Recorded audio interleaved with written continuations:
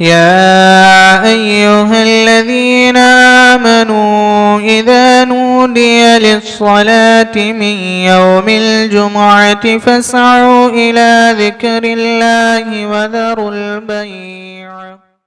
إن الحمد لله نحمده ونستعينه ونستغفره ونعوذ بالله من شرور أنفسنا وسيئات أعمالنا. من يهده الله فلا مضل له ومن يضلله فلا هادي له، وأشهد أن لا إله إلا الله وحده لا شريك له، وأشهد أن محمدا عبده ورسوله. يا أيها الناس اتقوا ربكم الذي خلقكم من نفس واحدة وخلق منها زوجها وبث منهما رجالا كثيرا ونساء، واتقوا الله الذي تساءلون به والأرحام إن الله كان عليكم رقيبا. يا أيها الذين آمنوا اتقوا الله حق تقاته ولا تموتن إلا وأنتم مسلمون. يا أيها الذين آمنوا اتقوا الله وقولوا قولا سديدا يصلح لكم أعمالكم ويغفر لكم ذنوبكم، ومن يطع الله ورسوله فقد فاز فوزا عظيما. أما بعد، فإن أصدق الحديث كتاب الله، وخير الهدي هدي محمد صلى الله عليه وسلم، وشر الأمور محدثاتها وكل محدثة بدعة وكل بدعة ضلالة وكل ضلالة في النار. கண்ணியம் மிகுந்த எல்லாம் வல்ல அல்லாஹ்வின் நல்லடியார்களே, அல்லாஹ்வின் அன்பும் பேர உதவியும் நம்மை எல்லாம் நல்வழிப்படுத்த வந்த நபிகள் நாயகம் ஸல்லல்லாஹு அலைஹி வஸல்லம் அவர்கள் மீதும், அன்னாரின் வாழ்க்கையை வழிநின்று வாழ்ந்த உத்தம சத்திய சஹாபாக்கள், சஹாபிய பெண்கள், தாபிஈன்கள், தபா தாபிஈன்கள் நம் எல்லோர் மீதும் என்றென்றும் நின்று நிலவட்டுமாக. அல்லாஹ் ரப்பல் ஆலமீன் யாருக்கு நலவை நாடுகிறானோ அவர்களுக்கு மார்க்க ஞானத்தை வழங்குவான் என நபிகள் நாயகம் ஸல்லல்லாஹு அலைஹி வஸல்லம் அவருடைய வாக்குறுதிக்கு இணங்க ஜும்ஆவின் உரையின் வாயிலாக மார்க்க செய்திகளை தெரிந்து கொள்ள வேண்டும் என்கின்ற உயரிய நோக்கத்தோடு நாம் எல்லாம் இங்கே ஒன்று கூடி இருக்கின்றோம். இந்த நல்ல வேளையில் இங்கே பேசப்படக்கூடிய செய்திகளை பேசுகிற நானும் கேட்கக்கூடிய நீங்களும் இயன்ற அளவு நம்முடைய வாழ்வில் கடைபிடித்து வாழ வல்ல அல்லாஹ் அருள் செய்ய வேண்டும் என்ற பிரார்த்தனையோடு ஒரு உரையை நான் துவங்குகிறேன். அல்லாஹ்வின் நல்லடியார்களே, அல்லாஹ் ரப்பல் ஆலமீன் மனித குலத்திற்கு எண்ணற்ற அருள் கொடைகளை வழங்கி இருக்கின்றான். ஒவ்வொரு மனிதனுடைய வாழ்க்கையில் இறைவன் வழங்கிய பேருபகாரத்தை, அருள் கொடையை நாம் எண்ணி பார்த்தால் கணக்கிட முடியாத அளவிற்கு எண்ணற்ற பேரு உபகாரங்களை அல்லாஹ் நமக்கு வழங்கியிருக்கின்றான். நமக்கு வழங்கிய அறிவாற்றலாக இருந்தாலும், நமக்கு வழங்கிய ஆரோக்கியமாக இருந்தாலும், பொருளாதாரமாக இருந்தாலும், கல்வி அறிவாக இருந்தாலும், இந்த உலகத்தில் அல்லாஹ் வழங்கியிருக்கக்கூடிய ஒரு சில மனிதருக்கு அல்லாஹ் வழங்கியிருக்கக்கூடிய பதவி உயர்வாக இருந்தாலும், எதை எடுத்துக்கொண்டாலும் எல்லா மனிதருக்கும் அல்லாஹ்வுடைய அருள்கொடை என்பது எண்ணற்ற அருள்கொடையாக இறைவன் வழங்கியிருக்கின்றான். இதை யாராலும் கணக்கிட முடியாது என்று அல்லாஹ் சொல்கின்றான். அப்படிப்பட்ட இறைவனுடைய அருள்கொடைகள்ல மிக உன்னதமான அருள்கொடை, மிகப்பெரிய பாக்கியம் என்று நாம் ஒன்றை சொல்வதாக இருந்தால், அல்லாஹ் நமக்கு வழங்கியிருக்கக்கூடிய இஸ்லாம் என்கின்ற வாழ்க்கை நெறி, தௌஹீத் என்கின்ற அந்த பேரருள், அதற்கு நிகரான எந்த ஒரு அருளும் எந்த ஒரு இறைவனுடைய அருள்கொடைகளும் இல்லை என்று சொல்லக்கூடிய அளவிற்கு அல்லாஹ் ஒவ்வொரு மனிதனுடைய வாழ்க்கையில யாருக்கெல்லாம் அல்லாஹ் இஸ்லாத்தை வாழ்க்கையாக, இஸ்லாமிய மார்க்கத்தை வாழ்க்கை நெறியாக வழங்கியிருக்கின்றானோ இது அல்லாஹ் நமக்கு வழங்கிய பேருபகாரம் என்பதை அல்லாஹ் தன்னுடைய திருமறை குர்ஆன்ல சொல்லி காட்டுகிறான். திருமறை குர்ஆன் அல்லாஹ் ரப்பல் ஆலமீன் அல்லாஹ்வுடைய தூதரை பார்த்து சொல்கின்றான், நபியே லைஸ அலைக்க ஹுதாஹும், இந்த நேர்வழி என்பது மனிதருக்கு நான் வழங்கக்கூடிய இந்த நேர்வழி என்கின்ற அருள்கொடை, அதை கொடுக்கக்கூடிய ஆற்றலை அல்லாஹ் தன்னுடைய கையில் வைத்திருக்கிறான். நீங்க விரும்பிய ஆட்களுக்கெல்லாம் இந்த ஏகத்துவத்தை வழங்க முடியாது, அது என்னுடைய ஆற்றலில் உள்ளது. வலாகின் அல்லாஹ் யஹ்தி மன் யஷா, அல்லாஹ் யாருக்கு இந்த ஹிதாயத்தை நாடுகிறானோ, இந்த இஸ்லாம் என்கின்ற பாக்கியத்தை நாடுகிறானோ அவர்களுக்குத்தான் கொடுப்பான். இன்ன பிற அருள்கொடைகளை நாம் எடுத்துக்கொண்டோம் என்று சொன்னாலும், பொருளாதாரமாக இருந்தாலும், கல்வியாக இருந்தாலும், ஆரோக்கியமாக இருந்தாலும் அறிவாற்றலாக இருந்தாலும் பதவி அந்தஸ்து என்று இந்த உலகத்தில் இன்னொரு அருக்குறைகள் எதுவாக இருந்தாலும் அல்லாஹ் அதை யாருக்கு வேண்டுமானாலும் கொடுப்பான்.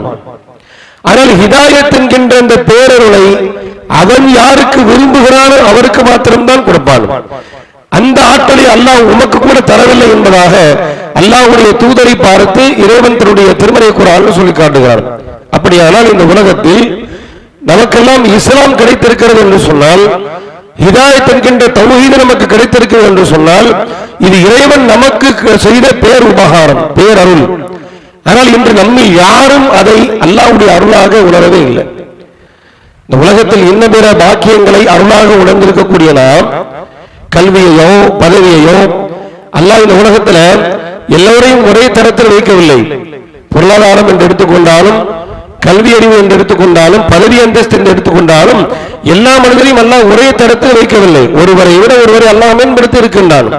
ஆனால் யாருக்கு அல்லாஹ் ரப்பல் ஆலமீன் குறைவாக வழங்கி இருக்கின்றானோ, எதுவாக இருந்தாலும், பொருளாதாரமாக இருந்தாலும் கல்வியாக இருந்தாலும் எதுவாக இருந்தாலும் குறைவாக வழங்கப்பட்டவர் தம்மை விட அதிகமாக வழங்கப்பட்டவரை பார்க்கின்ற பொழுது அவன் சொல்லக்கூடிய வார்த்தை, அல்லாஹ் அவனுக்கு அருள் செய்திருக்கின்றான், என்னை விட அல்லாஹ் அதிகமாக பொருளாதாரத்தை கொடுத்திருக்கின்றான், என்னை விட இந்த உலகத்தில் பல்வேறு அந்தஸ்தியை தகுதியை அல்லாஹ் அவனுக்கு கொடுத்திருக்கின்றான், என்னை விட அல்லாஹ் இந்த உலகத்தில் அவனுக்கு ஏராளமான அல்படைகளை கொடுத்திருக்கிறான் என்று சொல்லி நம்மை விட பல வகையில் மேம்பட்டவர்களை பார்க்கின்ற பொழுது அது அல்லாஹ்வுடைய அருளாக நாம உணர்கிறோம். அல்லாஹ் எனக்கு அதை தரல, பொருளாதாரத்தை எனக்கு தரவில்லை, இந்த உலகத்தில் அரசு வேலை வாய்ப்பு எனக்கு தரவில்லை என்று எதையெல்லாம் அவன் மிகப்பெரிய பாக்கியமாக அருளாக நினைக்கின்றானோ அது தன்னை விட அதிகமாக வழங்கப்பட்டவர்களை பார்க்கின்ற பொழுது அது அவனுக்கு அருளாக தெரிகிறது. செல்வம் அருளாக தெரிகிறது, கல்வி அருளாக தெரிகிறது, அறிவாற்றல் அருளாக தெரிகிறது. ஆனால் இஸ்லாத்தை ஏற்றுக்கொள்ளாத ஒருவரை நாம் பார்க்கின்ற பொழுது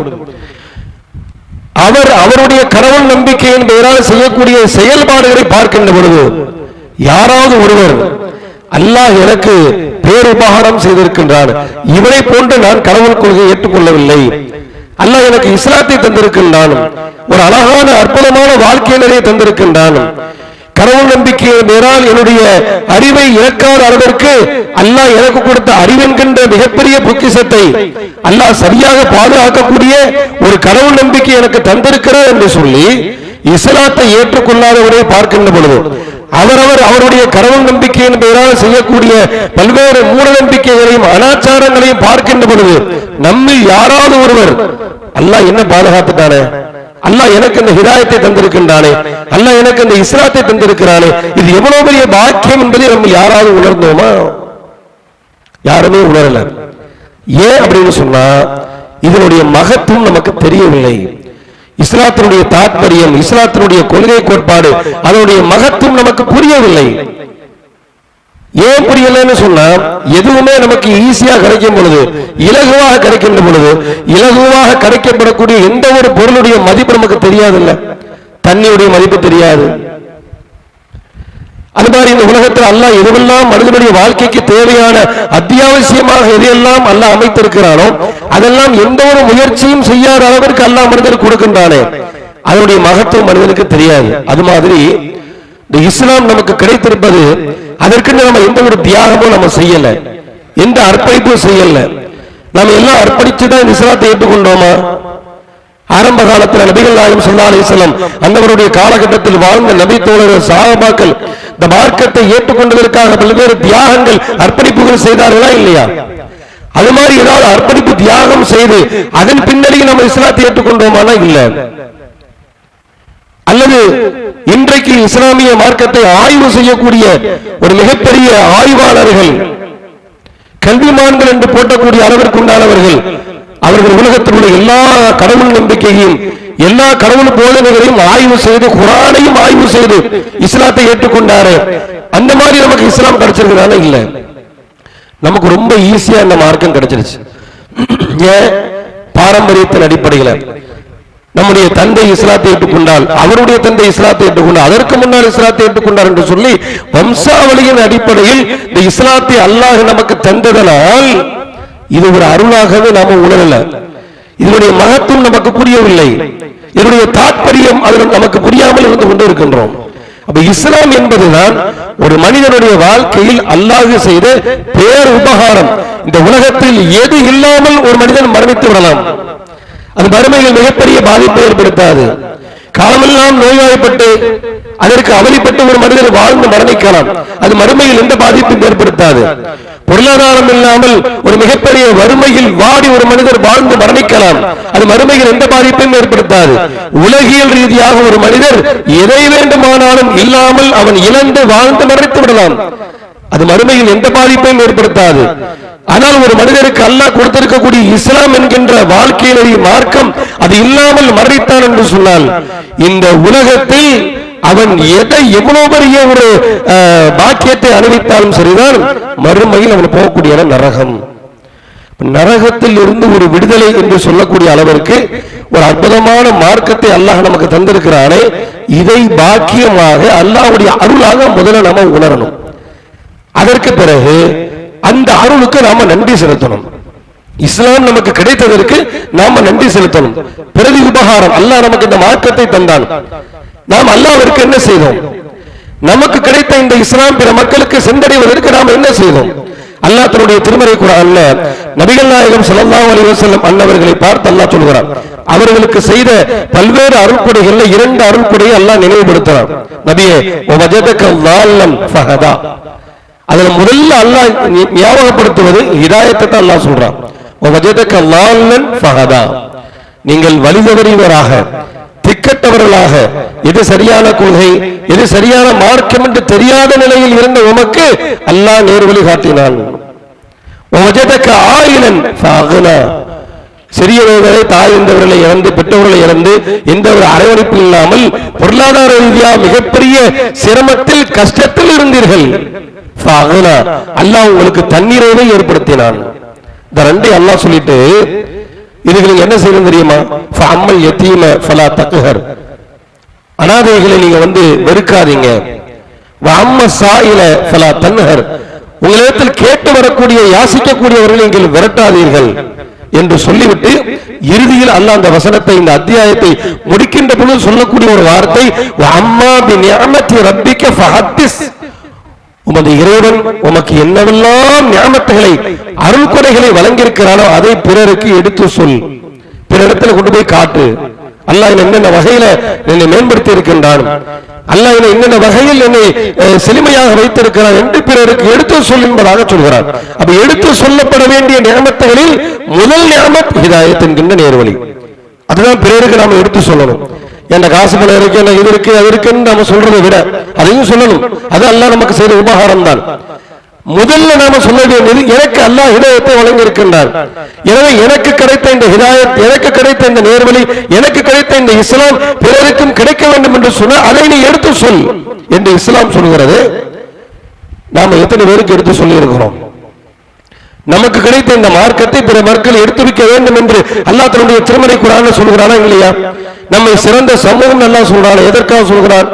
இந்த ஹிதாயத்தை, இந்த மார்க்கத்தை, இந்த ஏகத்துவத்தை, இந்த கொள்கை பிரச்சாரத்தை நபிகளாருக்கு பிறகு உலக மக்கள் எல்லோருக்கும் கொண்டு போய் சேர்க்க வேண்டிய பொறுப்பும் கடமையும் இறுதி உம்மத்தாக இருக்கக்கூடிய நம்ம எல்லோருக்கும் கடமை என்பதனால் அல்லாஹ் ரப்பல் ஆலமீன் ஹைர உம்மன்னு சொல்றானே. அப்படிப்பட்ட சிறந்த சமுதாயமாக நாம் இருக்க வேண்டுமானால், அந்த தகுதியை நாம் அடைய வேண்டுமானால், நபிகளாருடைய உம்மத்தில் பிறந்தோம் என்பதற்காக அல்லாஹ் நமக்கு அந்த அந்தஸ்தை தரமாட்டான். எதை காரணமாக சொல்லி நீங்கள் சிறந்த சமூகம்னு சொல்றானோ அந்த செயல் நம்ம இடத்தில் இருக்கிறதா? இந்த மார்க்கத்தை பிறருக்கு எடுத்துரைக்கின்றோமா? எடுத்து சொல்லவா? நமக்கு என்ன தெரியும் மார்க்கத்தை பற்றி? நமக்கு தெரிந்தது தொழுகை தெரியும், தொழுகையில் என்னென்ன ஓதணும் தெரியும், அதில் ஓதக்கூடிய திக்ர்கள் துஆக்கள் தெரியும். ஒரு குறிப்பிட்ட விஷயங்களை மட்டுமே நாம கற்றிருக்கணும் பொழுது நாம என்ன மார்க்கத்தை போய் மக்கள்கிட்ட எடுத்து சொல்றது என்று நாம நினைக்கலாம். நமக்கு தெரிந்த ஒரே ஒரு செய்தியாக இருந்தாலும் அதை பிற மக்களுக்கு எடுத்து வைக்கணும் அல்லாஹ்வுடைய தூதர் சொன்னாங்களா இல்லையா? பல்லிகு அன்னி வலவ் ஆயா, என்னை பற்றிய ஒரு செய்தி இருந்தாலும் பிற மக்களுக்கு எடுத்து சொல்லுங்கள். மார்க்கத்தை பற்றி ஒரு செய்தியும் தெரியாமல் நாம் இருக்கிறோமா? தொழுகையினுடைய நன்மை யாருக்கும் தெரியாதா? தொழாவிட்டால் ஏற்படக்கூடிய மறுமையில் ஏற்படக்கூடிய விளைவு யாருக்கும் தெரியாதா? வட்டி வாங்குவதனால் ஏற்படக்கூடிய மறுமையின் விளைவு யாருக்கும் தெரியாதா? இப்படி எத்தனை மார்க்க செய்திகள் நாம் தெரிந்து வைத்திருக்கிறோம். நமக்கு தெரிந்த இந்த மார்க்க செய்தியை நமக்கு தெரியாத யாரெல்லாம் இந்த மார்க்கத்தை பற்றி அறியாமல் இருக்கின்றார்களோ அவர்களுக்கு நாம் எடுத்து சொல்லி இருக்கிறோமா? சொல்லவில்லை. ஏன்னு சொல்ல நமக்கே அவனுடைய மகத்துவம் புரியலையே. கையில் வைத்திருக்கக்கூடிய பொக்கிஷம் என்ன நமக்கு தெரியலையே. அவருடைய தாற்பயங்கள் நமக்கு தெரியவில்லையே. தெரியாதவர்களால் நாமே அதை சரியாக கடைபிடிக்காதவர்களாகவும் நாம பிறருக்கு எடுத்து சொல்லாதவர்களாகவும் இருந்து கொண்டிருக்கின்றோம். ஆனா அன்றைய நபி தோழர்கள் இருக்கிறாங்க, அவர்களுக்கு கிடைத்த இந்த இஸ்லாம், இந்த தௌஹீத் உலகத்தில் எல்லா மக்களுக்கும் கிடைக்க வேண்டும் என்பதற்காக வேண்டி அவருடைய வாழ்க்கையில் எதை வேண்டுமானாலும் அர்ப்பணிக்க தயாராக இருந்தார்கள். இஸ்லாத்திற்காக எதையும் விளக்க தயார். ஏன் தெரியுமா? இஸ்லாம் அந்த அளவுக்கு உயர்வானது. இந்த மார்க்கத்தினுடைய முதல் அழைப்பாளனாக இறைவன் இருக்கின்றான். இறைவன் சொல்றான், வல்லாஹு யதுஉ இலா தாரிஸ் ஸலாம், அமைதியினுடைய நிம்மதியினுடைய வீட்டை நோக்கி, இல்லத்தை நோக்கி அல்லாஹ் உங்களை அழைக்கின்றான். இந்த இஸ்லாத்தின் முதல் அழைப்பாளராக அல்லாஹ் இருக்கிறார் என்று சொன்னால் இஸ்லாம் அப்படிப்பட்ட உயர்வானது, இஸ்லாம் அப்படிப்பட்ட மேன்மை மிக்கது.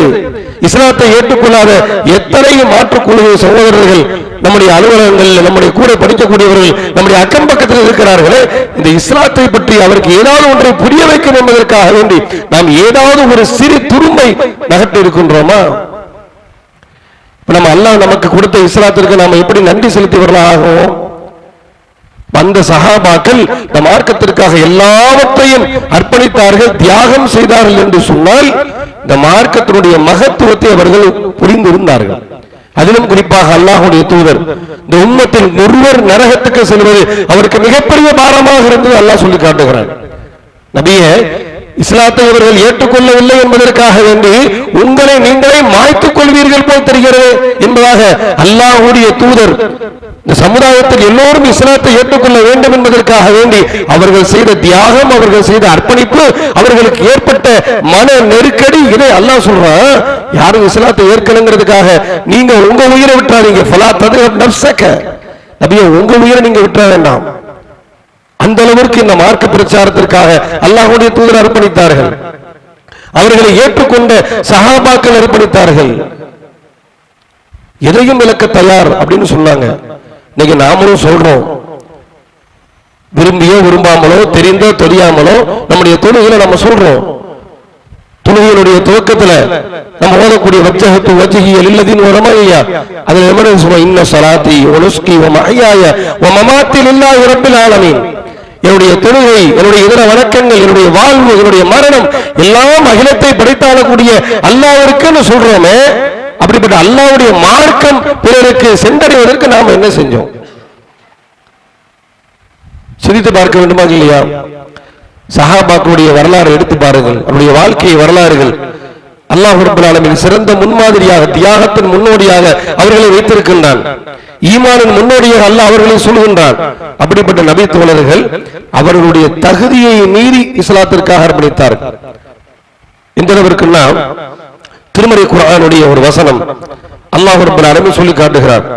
லா யஸ்தவி, உங்களில் ஒருவர் சமமானவர் அல்ல. மின்கும் காயிதூன மினல் முஃமினீன யஸ்தவில் காயிதூன மினல் முஃமினீன கைர உலில் தரரி வல் முஜாஹிதீன ஃபீ சபீலில்லாஹ்.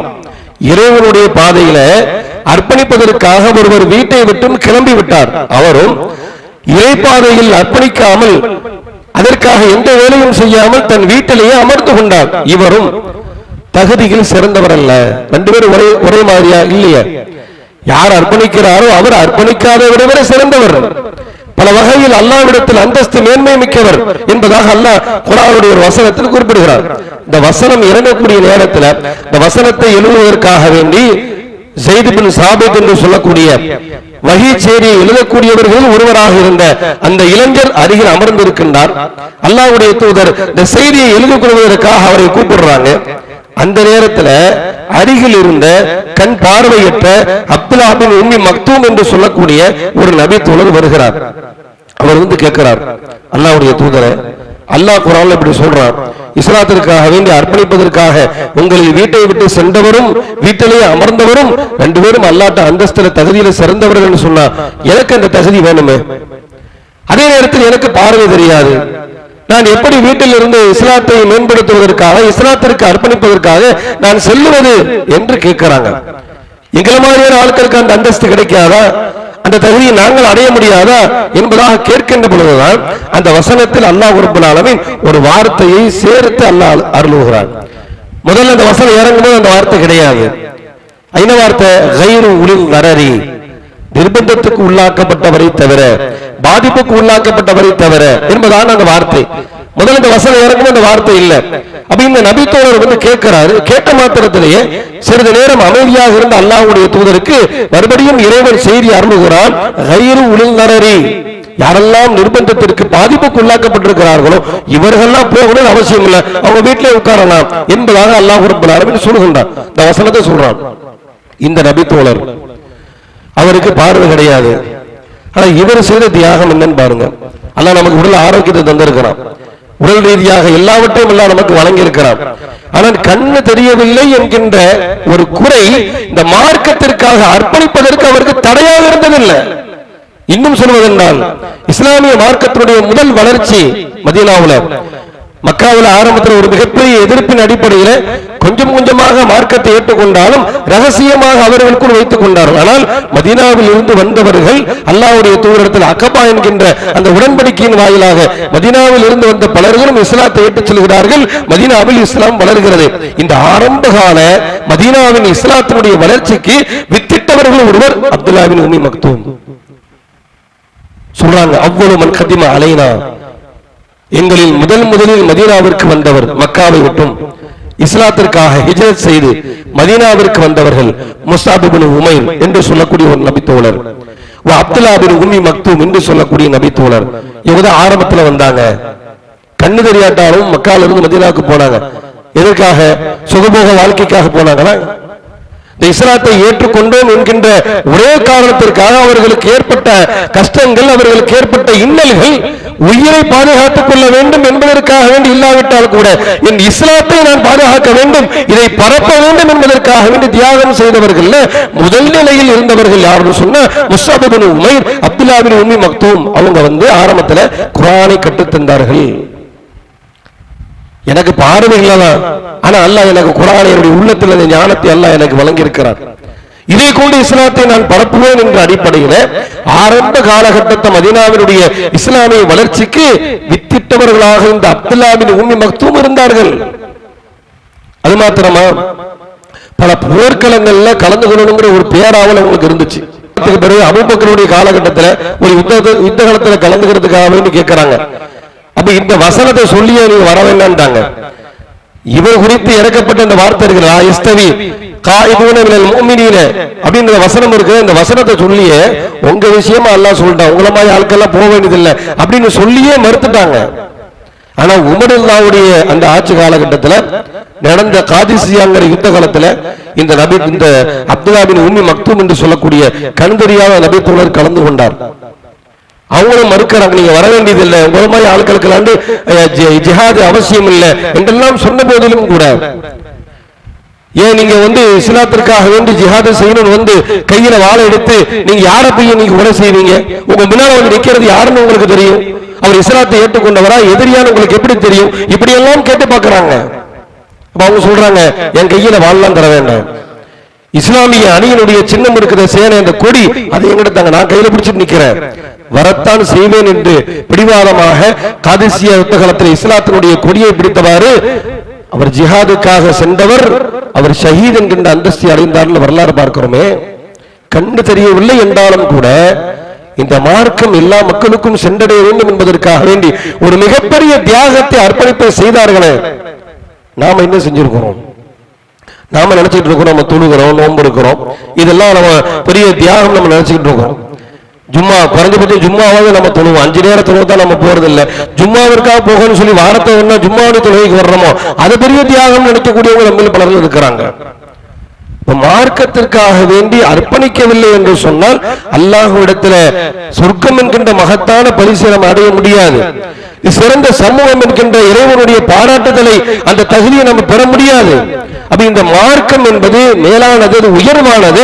அந்த மார்க்கம் இன்னும் உயர வேண்டுமானால் நாம் அதற்காக வேண்டி நம்மால் என்ற நம்முடைய கல்வியால், நமக்கு வழங்கப்பட்டிருக்கக்கூடிய மார்க்க அறிவால், அல்லது நமக்கு வழங்கப்பட்டிருக்கக்கூடிய பொருளாதாரத்தால், நமக்கு வழங்கப்பட்டிருக்கக்கூடிய உடல் வலிமையால் ஏதேனும் ஒன்றை செய்து இந்த மார்க்கத்தினுடைய வளர்ச்சிக்கு நாம விட்டுட்டோம்னு சொன்னா, இந்த உலக வாழ்க்கையில நாம சம்பாதிக்கக்கூடிய செல்வங்கள்லயே இதை விட மிகப்பெரிய செல்வம் எதுவும் இருக்க முடியாது. நம்ம காசு பணம் சம்பாதிக்கிறது இருக்கிறோம்.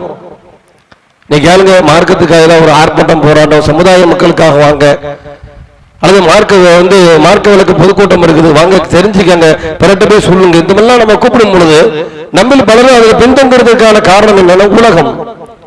எனக்கு வேலை இருக்குது, அல்லது எனக்கு இந்த ஒரு நாள் தான் லீவே இருக்குது, அன்னைக்கு கூப்பிட்டா எப்படி, இப்படி ஏதாவது ஒரு காரணம் சொல்றோமா இல்லையா? எதையாவது ஒண்ணு சொல்லி நாம என்ன செஞ்சிடறோம், நாம இந்த மாதிரி மார்க்கத்திற்காக அர்ப்பணிக்கிற விஷயத்துல பின்தங்கி விடுகிறோம்.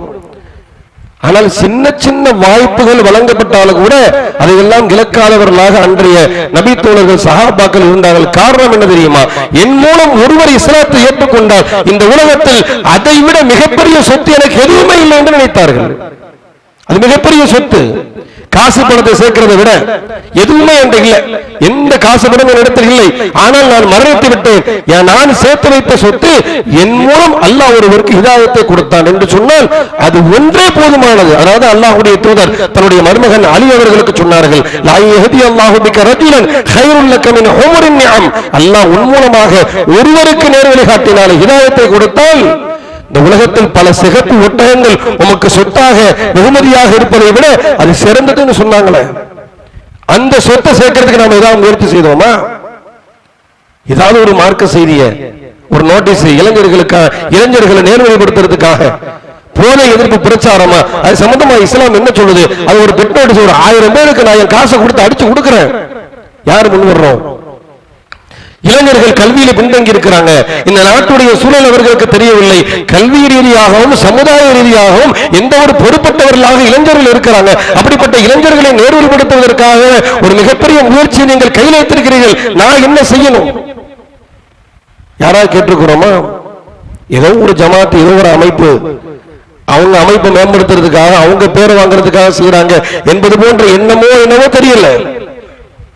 அது யாரோ யாருக்காகவோ செய்யப்படுகிறது என்ற மாதிரி நாம் நினைச்சிட்டு இருக்கிறோமே. இதுவெல்லாம் அல்லாஹ் நமக்கு கொடுத்த ஹிதாயத்திற்கு நன்றி கடனால் நினைச்சுப்பாங்க. நாம் இருக்கக்கூடிய இந்த நிலை இது போதுமா? இறைவனுக்காக நாளை மறுமை நம்முடைய சொர்க்கத்தை பெற்றுத் தருவதற்காக நாம் இருக்கக்கூடிய இதே நிலை போதுமானதா? நம்முடைய இந்த தொழுகை மாத்திரம் போதுமானதா? வார ஜும்மா மாத்திரம் போதுமானதா? இப்படி ஒவ்வொருவரும் தம்முடைய வாழ்க்கையை சுய பரிசோதனை செய்து கொடுத்து நாம் வாழக்கூடிய இந்த காலகட்டத்தில் அல்லாஹ் நமக்கு மரணம் என்கின்ற நிகழ்வை எப்பொழுது வைப்பான் நமக்கு தெரியாது என்று சொன்னால், இருக்கக்கூடிய அந்த காலகட்டத்தில் நமக்கு கிடைத்த இந்த தௌஹீதை சரியான முறையில் நம்மளவில் அதை செயல்படுத்துவதை மாத்திரம் எடுத்துக் கொள்ளாமல் பிற மக்களுக்கு எடுத்துரைப்பதற்கு, 4 பேர் நேர்வருவதற்கு நம்மால் என்ற என்னென்ன வகையில் அந்த முயற்சிகளை செய்ய முடியுமோ அப்படிப்பட்ட முயற்சிகளை ஒத்துழைப்புகளை செய்கிறோம் என்று சொன்னால் நாம் சொல்லக்கூடிய வார்த்தையில் நாம் உண்மையானதாக இருக்கின்றோம். இன்ன ஸலாத்தி வ நுஸ்கி, என்னுடைய தொழுகை, என்னுடைய இதர வணக்கங்கள், மஹ்யாய, என்னுடைய வாழ்வு, என்னுடைய மரணம் எல்லாம் அல்லாஹ்விற்காக என்று நாம் சொல்கிறோமே. அப்படிப்பட்ட சொல்லி உண்மையாளர்களாக நாம் வாழ வேண்டும். அப்படிப்பட்ட நன்மக்களாக உள்ள இறைவன் உங்களையும் என்னையும் ஆக்கி அருள் புரிவானாக. வ ஆகிரு தஅவானா அனில் ஹம்துலில்லாஹி ரப்பில் ஆலமீன்.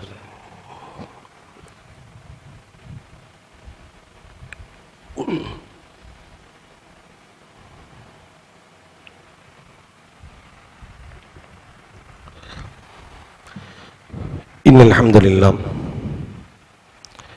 கண்ணியத்திற்குரிய எல்லாம் வல்ல அல்லாஹ்வின் நல்லடியார்களே, அல்லாஹ் ரப்பல் ஆலமீன் எண்ணற்ற அருள் கொடைகளை நமக்கு வழங்கியிருக்கின்றான்.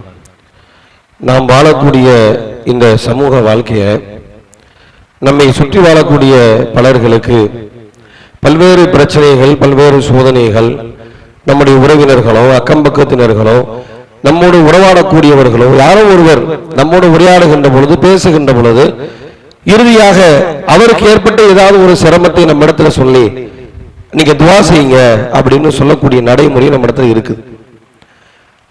இப்படி பலரும், நாமளும் யார்கிட்ட பேசினாலும் சரிதான், நமக்குடைய ஏதாவது ஒரு சிரமத்தை சொல்லி கடைசியில் துவா செய்யுங்க அப்படின்னு சொல்லுவோம். அல்லது நம்மிடத்தில் பேசக்கூடியவர்கள் யாராக இருந்தாலும் அவருடைய சிரமங்களை, கஷ்டங்களை சொல்லி நீங்க துவா செய்யுங்க அப்படின்னு சொல்லுவாங்க. இந்த ஒரு விஷயத்துல நாம எப்படி இருக்கிறோங்கிறத நம்ம ஒவ்வொருவரும் நம்மை சுய பரிசோதனை செய்யணும். அல்லாஹ் நம்ம நல்ல நிலையில வைத்திருக்கிறான். அதே நேரத்தில் சிரமத்திற்கு உள்ளாக்கப்பட்ட எத்தனையோ பேர் இந்த உலகத்தில் வாழ்றாங்க. அவருடைய சிரமத்தை இறைவானி போக்கு. குறிப்பாக யார் நம்மிடத்தில் முறையிட்டார்களோ அவர்களுக்காக வேண்டியாவது இறைவா இந்த மாதிரி ஒரு சகோதரன் வந்தான், அவன் சிரமத்தை சொன்னான், துவா செய்யுன்னா அவன் கஷ்டத்தை நீ போக்கு, யாராவது கேட்டிருக்கிறோமா? ஏன்னு சொன்னா அந்த துஆவினுடைய மகத்துவம், பிறருக்காக நாம செய்யக்கூடிய துஆ, அதனால் நமக்கு கிடைக்கக்கூடிய மகத்துவம் என்னன்னு நாம புரியல. நபிகள் நாயகம் ஸல்லல்லாஹு அலைஹி வஸல்லம் சொல்றாங்க, மன்கான ஹாஜத்தலி அஹீஹி, யார் தன்னுடைய பிற சகோதரனின் தேவையை பூர்த்தி செய்கிறானோ, அது எந்த தேவையா இருந்தாலும் சரிதான், துவாவா இருந்தாலும் சரிதான், நம்ம இடத்துல ஏதாவது பொருளாதாரம் நாடி கேட்கிறார், அதுவா எதுவா இருந்தாலும் ஏதோ ஒரு பிற சகோதரனின் தேவை நாம பூர்த்தி செய்கிறோம்னு சொன்னா கானல்லாஹு ஹாஜத்தஹு, அவனுடைய தேவையை அல்லாஹ் பூர்த்தி செய்வான். அது மாதிரி நாம நமக்காக துவா செய்யணும். நம்முடைய பொருளாதாரம், நம்முடைய குடும்பத்தினுடைய நெருக்கடி, நம்முடைய ஆரோக்கியம், இதற்காக எல்லாம் பிரார்த்தனை செய்யக்கூடிய நாம் நம்மோடு அந்த துவாவில் யாரெல்லாம் தனக்காக பிரார்த்தனை செய்யுமாறு சொன்னார்களோ அவர்களுக்கு குறிப்பிட்டு நம்ம துவா செய்யணும்னு வைங்களேன், நாம எதை பிற சகோதரனுக்காக கேட்டோமோ அது நமக்கு கிடைக்கும்.